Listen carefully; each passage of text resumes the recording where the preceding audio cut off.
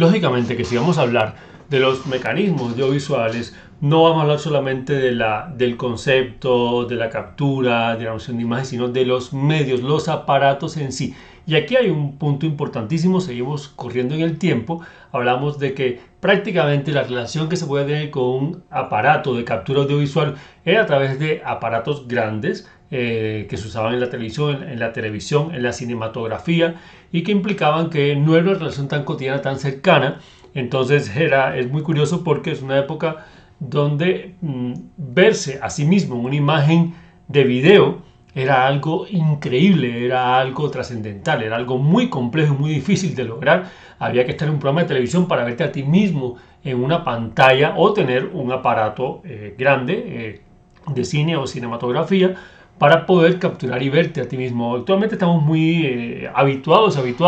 se ha vuelto parte de nuestra cotidianidad, es muy sencillo, o sea, acá todo el mundo tiene un dispositivo y nos vemos todo el tiempo en imagen fija y en imagen también de movimiento, ¿no? Hay una relación diferente con el cuerpo mediatizado, digamos, ¿no? Pero bueno, incluso hasta la época en la que yo fui niño, eso era muy difícil, nada más que verse en una cámara, en una foto fija, era complicado porque había que ir a un estudio de grabación o había que tener una cámara con rollo, la inmediatez no existía, si uno tenía la cámara pues se tomaba la foto, pero había que revelar el rollo, no podía saber qué había pasado hasta que no revelaras el rollo, o tenías que ir a un estudio de fotografía,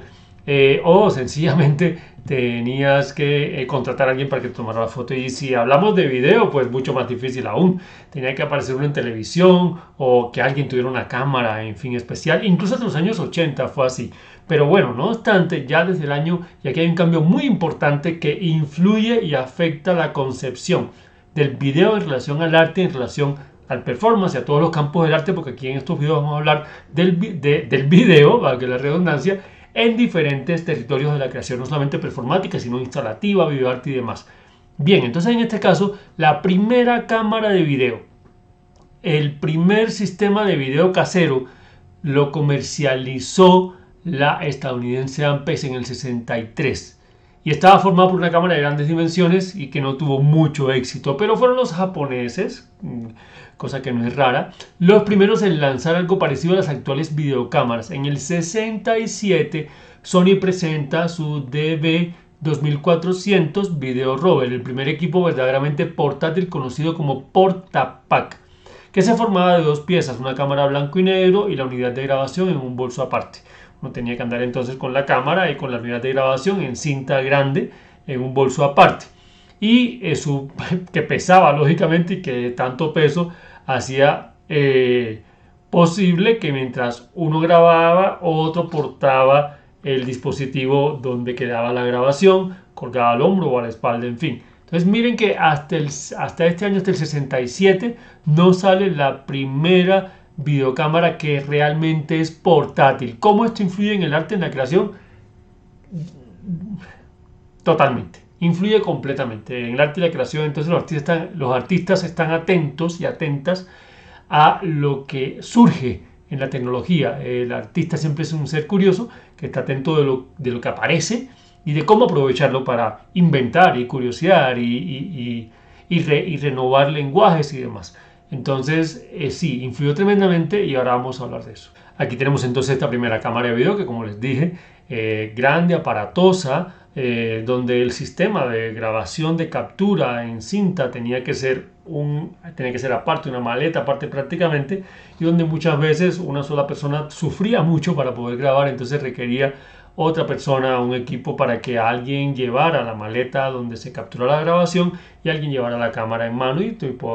pudiera moverse, pudiera manipular la cámara y demás. Año 67, empezando desde el 63, pero ya gracias a la tecnología japonesa logra ser efectivo como mecanismo portátil en el 67 y ya ahora sí los artistas tienen acceso a algo que antes no tenían acceso. Y al hablar de la primera videocámara portátil tenemos que hablar necesariamente de Nam June Paik, artista nacido en Corea en el 32, pero establecido en Estados Unidos y que falleció en el 2006. Y Nam June Paik es reconocido internacionalmente como el padre del videoarte. Si Alan Kaprow está reconocido como el padre de el happening, Nam June Paik está reconocido como el padre del video arte. Como decíamos, Nam June Paik nace en el 32 en Corea, en Seúl específicamente, pero su familia huye de Corea en el 50, al comienzo de la guerra de Corea, primero a Hong Kong y luego a Japón. Paik se graduó en la Universidad de Tokio en el 56 y luego viaja a Alemania. En Alemania, y aquí empezamos a enlazar historias, conoce a John Cage y a George Maciunas. Ya habíamos hablado de John Cage, George Maciunas, impulsor del movimiento Fluxus, y se convirtió en un miembro activo del movimiento Neodada Fluxus. Entonces, por eso es importante hablar de Nam June Paik y las concatenaciones, pero además porque fue uno de los primeros artistas en utilizar la videocámara portátil, o sea que en el 65, en cuanto sale la primera videocámara y antes de difundirse y regarse y hacerse más masiva sobre el 67 y un poquito más allá, Nam June Paik adquiere una cámara desde el 65 y en el 69 trabaja con el ingeniero japonés Shuya para construir el primer video sintetizador de la historia que permitió a Paik combinar y manipular imágenes de diferentes fuentes. El biosintetizador entonces ya adquiere el nombre Paik Abe, tomando el nombre de ambos, de Shuya y de Nam June Paik, y transformó electrónicamente la toma y edición de imágenes en movimiento. O sea, es importantísimo para hablar de video arte, video instalación, el video en el lenguaje de creación, hablar de Nam June Paik es fundamental. Al comienzo de este video hablábamos de esa cuestión casi visionaria, o sea, por qué la importancia del video en el lenguaje artístico y cómo afectó el campo del arte. Pues entre otras cosas decíamos que las artistas le apostaron a un medio que se dieron cuenta que permitía, primero, más libertad de lenguajes, segundo, que ya estábamos hablando de procesos instalativos, corporales, de tiempo, duración y demás, y ahí el video era el medio necesario, pero además porque estaban previendo que iba a perdurar y que iba a llegar hasta nuestros días en los medios en que como ahora los estamos compartiendo, incluso en medios de las redes. No estoy diciendo que es que supieran lo que iba a pasar, sino que previeron que era un medio que iba a tener una proyección importante en el tiempo, sencillamente. Y en ese sentido, el mismo Nam June Paik, en su muestra del 65, reparte un escrito donde declara lo siguiente: es la necesidad histórica, si es que hay alguna, que una nueva década de televisión electrónica suceda a la anterior década de música electrónica. Prácticamente ahí hay una relación de lenguajes. De la misma manera en que la técnica del collage reemplazó a la pintura al óleo, el tubo de rayos catódicos reemplazará a la tela. Esto es muy curioso porque ya le está diciendo que hay un nuevo lenguaje y que prácticamente es el nuevo lenguaje plástico. O sea, el soporte ya no sería la tela, sería justamente el tubo de rayos catódicos y todo lo relacionado con el audiovisual, el video, la proyección, la imagen, la luz y demás. Yo no considero ni que el collage haya reemplazado al óleo, ni que el video reemplace a la pintura. Considero que se van sumando lenguajes y van cohabitando y ninguno tiene que desplazar a otro porque cada uno tiene sus propias características, peculiaridades y cualidades. Creo que sigue existiendo el collage como sigue existiendo la pintura y sigue existiendo incluso actualmente la tela al tiempo que existe el video, y no tiene que enfrentarse ni chocar uno con otro, ni tiene que unos medios reemplazar a otros, ni decir que la pintura es mejor o peor que el video y que el video es mejor o peor que la pintura. Sencillamente son medios que tienen unas posibilidades propias, unas cualidades propias, y que qué bueno que convivan en una diversidad de opciones, que es lo que es finalmente el tejido del campo del arte. Ahora, si bien ya habíamos hablado hasta el momento de el audiovisual, el video como registro de la acción, por otro lado, el video performance, por otro lado, el video arte, con Nam June Paik vamos a hablar de otra categoría, que es la video instalación.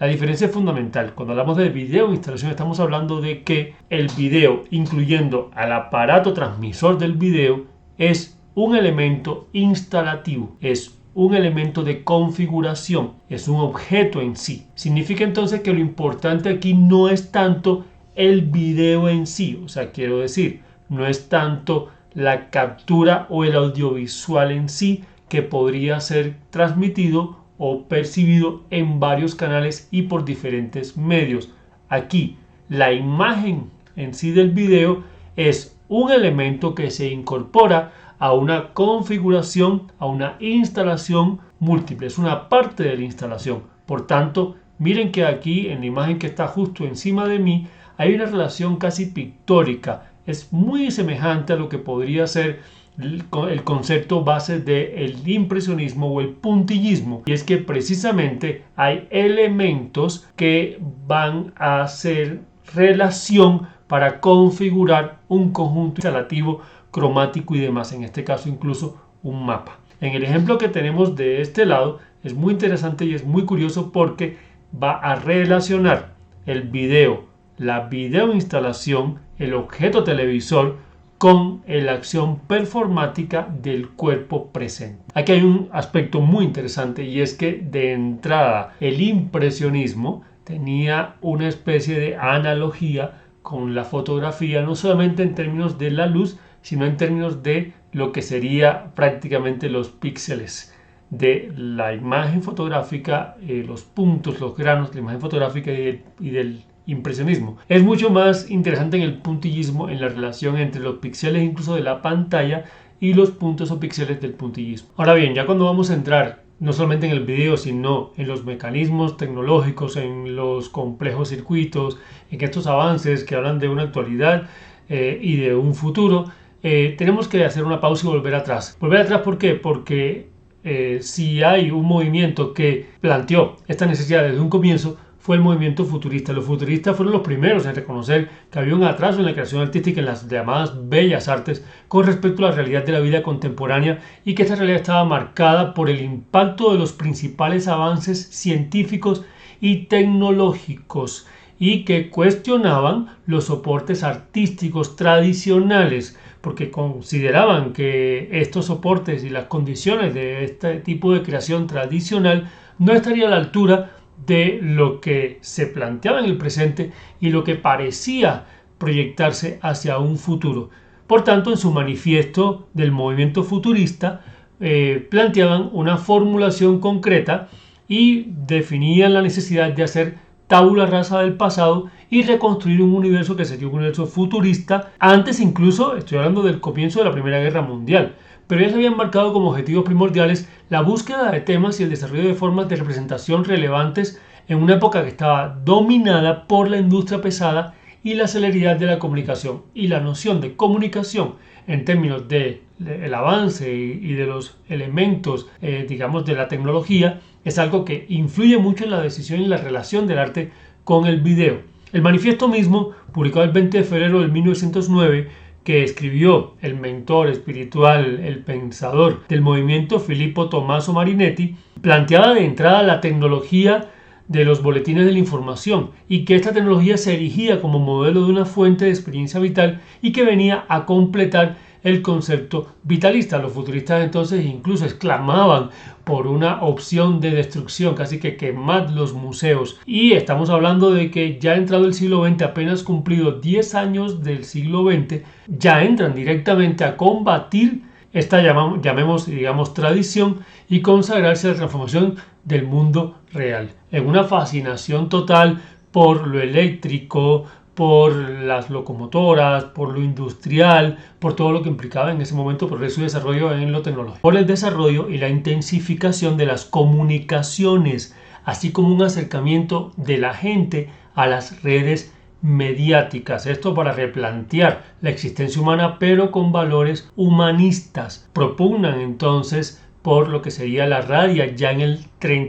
1933, un manifiesto futurista, un uso futurista, un nuevo medio de comunicación. Hablan de la televisión, que la consideraban la síntesis perfecta de los sueños de sinestesia. Entonces, citado textualmente, como lo ponen aquí en el libro, actualmente disponemos de una televisión con más de 50.000 puntos por cada imagen grande en la pantalla, en espera de la invención del teletacto, el teleolfato, el telegusto. Nosotros los futuristas nos proponemos perfeccionar la radiofonía con el fin de multiplicar por 100 el genio creativo de la raza italiana. Esto suena un poco fuerte, pero bueno, estamos citando tal cual, solo para que entendamos que hay toda una revolución del avance, del desarrollo de los medios de la tecnología. Ya se habla de la televisión, ya se habla de los medios de comunicación que implican captura y que implican transmisión de la imagen y sobre esta base, lógicamente, había una necesidad histórica que nos da un muy buen principio para entender esa relación entre el video, arte y todo lo que vamos a hablar ahorita, y vamos a continuar hablando en tanto a esa relación con las tecnologías y lo que sería ya directamente la videoinstalación. Hablando precisamente de estos inicios, de estos referentes de escuelas y demás, tenemos que justamente, de hecho, en la Bauhaus ya se experimentaba con nuevos materiales, medios, técnicas de la época, y había una concepción casi que de radicalismo, ¿no?, donde ya lo tradicional no contaba y lo que se cuenta es lo óptico, la mecánica, y que se habla del fin de la pintura estática. Solamente se hablaba en aquel momento de cine, óptica, mecánica, proyección, locomoción e incluso fabricación de elementos que implicaran estos medios y estas tecnologías. Aquí tenemos otra videoinstalación de Nanjing Paint y como les digo, es muy interesante porque estamos hablando no de la imagen en sí del audiovisual, sino de la relación de los objetos, de la imagen audiovisual también, del video, en un conjunto instalativo. Entonces es muy importante este ejemplo, muy interesante para que también veamos la relación, esa articulación entre la pintura, lo pictórico, la tradición pictórica. Bueno, en este caso una tradición entre comillas porque precisamente esta es la pieza Desnudo bajando una escalera de Marcel Duchamp,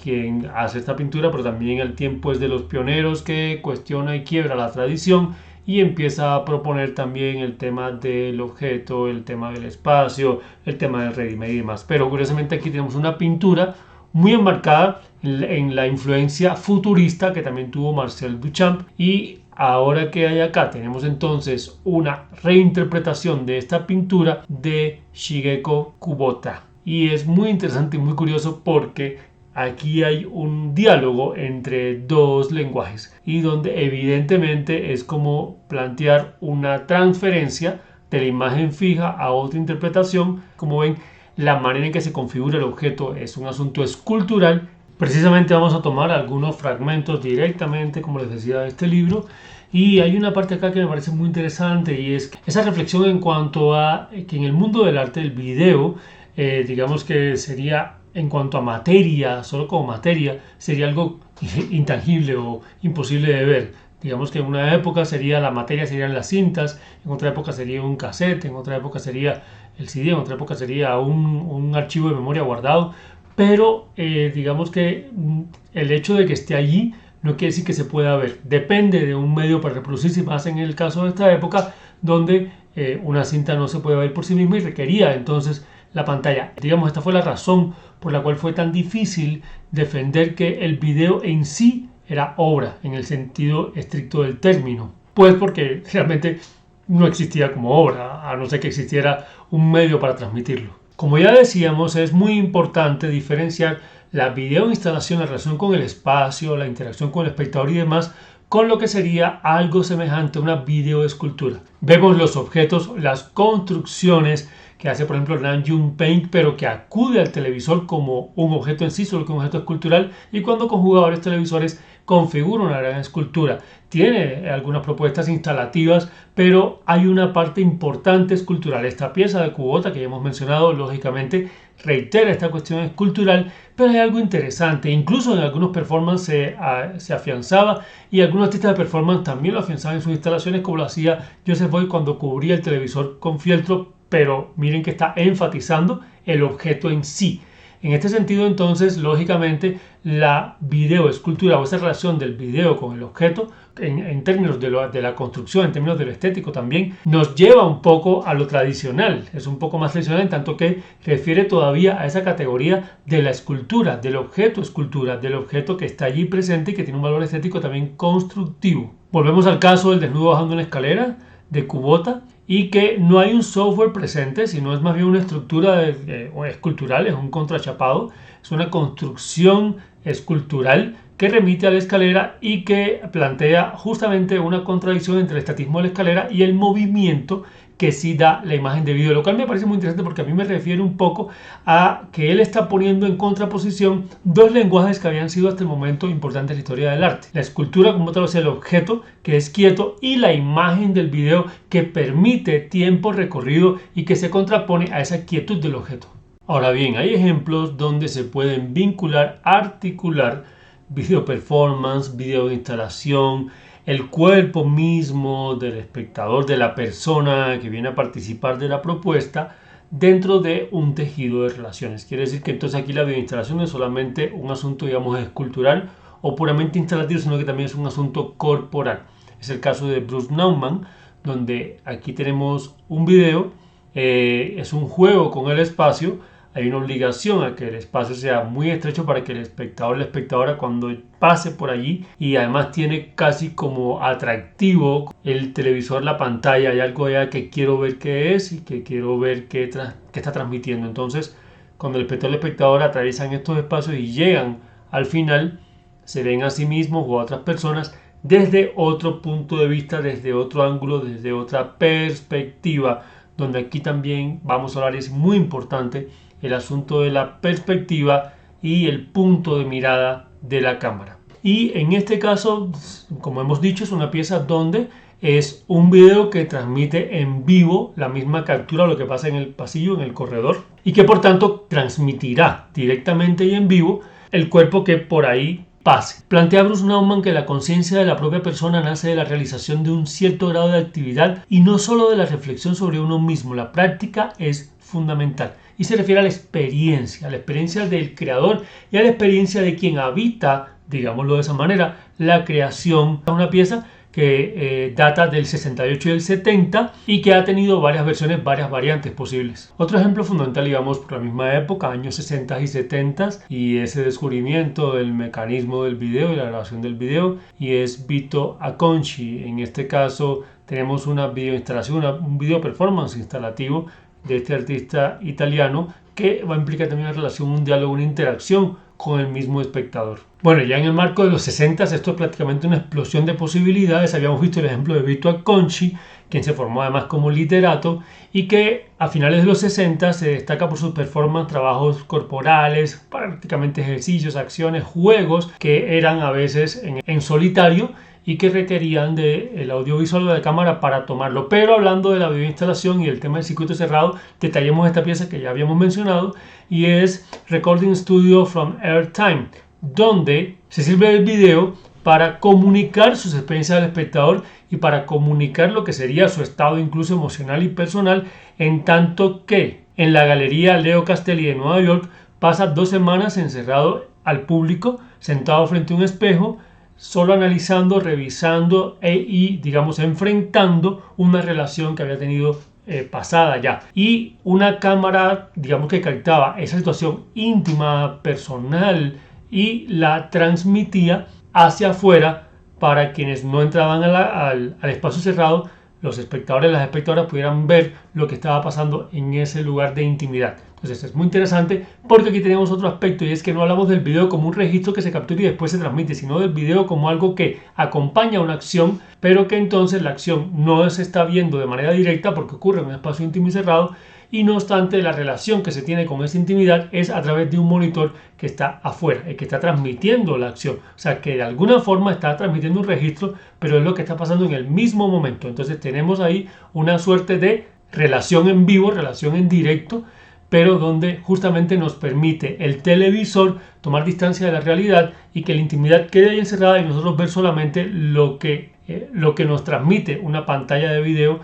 de un cuerpo que no es tangible para nosotros y de pronto no sabemos si está realmente ahí adentro o no. Esto es una estrategia que se ha utilizado muchísimo hasta nuestros días, donde en muchas acciones performáticas en espacios cerrados se trabaja el cuerpo metido en un espacio, sea un closet, sea un cuarto, sea una habitación, en fin, hay muchas formas de resolverlo, y la relación del espectador con ese cuerpo que está ahí encerrado es a través de una cámara que transmite lo que ocurre en esa intimidad. Y hay un análisis aquí interesante para hacer, y es qué pasa cuando una acción se filma con una cámara y se muestra en un monitor de forma simultánea, y en este caso es como si la atención del espectador se duplicara y la acción se duplica, o sea, ocurren prácticamente 2 acciones. En principio se enfrenta a una multiplicidad el espectador parecida y semejante, y eso es interesante en este texto, en este libro que les comento, que estamos utilizando como referente, y hace un análisis en cuanto a cómo mostrar varias capas de una realidad o varias capas de una pieza, parecido a como en el cubismo se abren las dimensiones de la figura, de la forma, y muestran varios puntos de vista. El punto de vista entonces es fundamental en el caso del video. Hemos visto ya varios ejemplos cuando Peter Campus unifica los 2 puntos de vista de la misma acción, y le ofrece al espectador la posibilidad de que el espectador puede estar en dos lugares al mismo tiempo, o cuando John Baldessari ubica el punto de vista del espectador encima de la acción, encima de ese cuarto cerrado, y lo convierte en una caja. Nosotros nos convertimos en gigantes o en seres flotantes, etcétera. O cuando en este caso tenemos la posibilidad de ver varias opciones de la misma acción y una imaginarla, prácticamente como la teoría del gato que se encierra, que no sabemos qué cuerpo está allí y qué está pasando realmente ahí. Siempre hay un desfase, y lógicamente en la época lo habrá más, entre la captura y la transmisión. Eso también es interesante, ¿no? Entonces, muy curiosa la multidimensionalidad que ofrece la relación entre lo presencial, la transmisión, y cuando esto ocurre en una sincronía, digamos, hasta cierto punto en directo, aunque siempre tiene cierto desfase. Es una pluralidad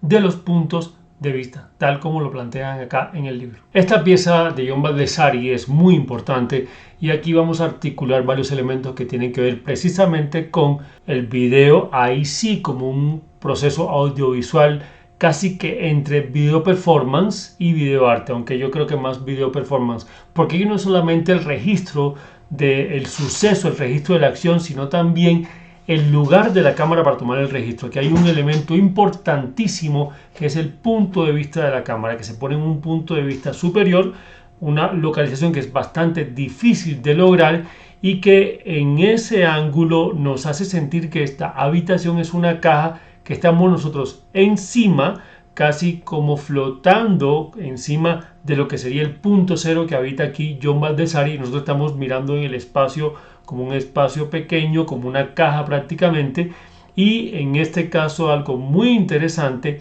es que eso implica que el cuerpo se vuelve un agente diminuto dentro del espacio. Esta es una pieza en la que John Baldessari hace una especie de bitácora o diario cromático de esta habitación, y cada día va a entrar y la va a pintar de un color distinto. El video completo lo que nos muestra es entonces cada día la pintura de la habitación, y antes de empezar cada video nos da el día, fecha el video. Muy importante en este caso el mecanismo del video, también como un mecanismo de huella, de memoria, de vestigio, de crónica. Además de que visual y plásticamente es un video muy interesante. Lastimosamente la mayoría de las copias se encuentran en blanco y negro justamente por la época, pero lo cromático cuando se encuentra es muy interesante. Y miren aquí cómo la relación entre lo bidi y lo tridi, la profundidad y el plano, se da de manera muy cromática. Esto gracias al color, gracias al video